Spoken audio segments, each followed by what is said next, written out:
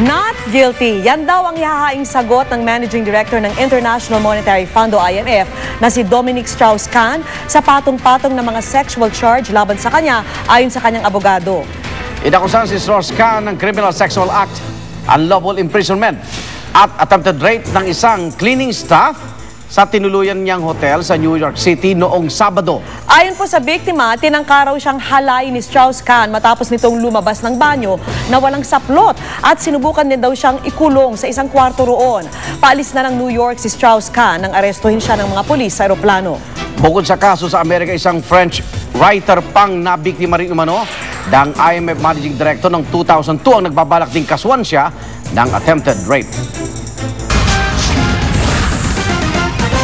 At sa showbiz saksi, muling isinugod sa ospital ang aktres na si Iwamoto. Yan po'y matapos siya matagpuang walang balay sa inuupahan niyang apartment sa Quezon City. Darito ang report.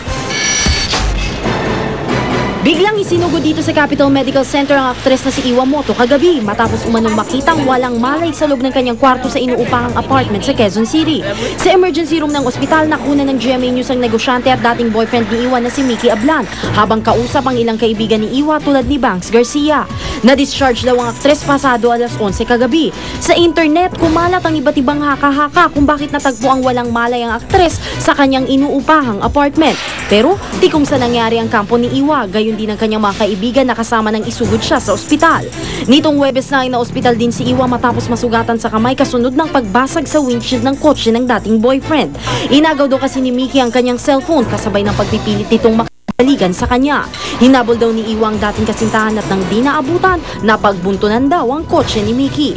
Hindi pa nagbibigay ng kahit anong pahayag ang ex-boyfriend ni Iwa. Para sa saksi raw na Crisostomo nag-uula. Kung nasa ng balita, ikaw at ang Liga ng Katotohanan, magkasama sa pagbabalitang walang kinikilingan. Walang pinoprotektahan, walang kasinungalingan, serbisyong totoo pa lamang. Ako po si Becky Morales. Ako naman, Arnold Clavio, susunod na ang Eyewitness.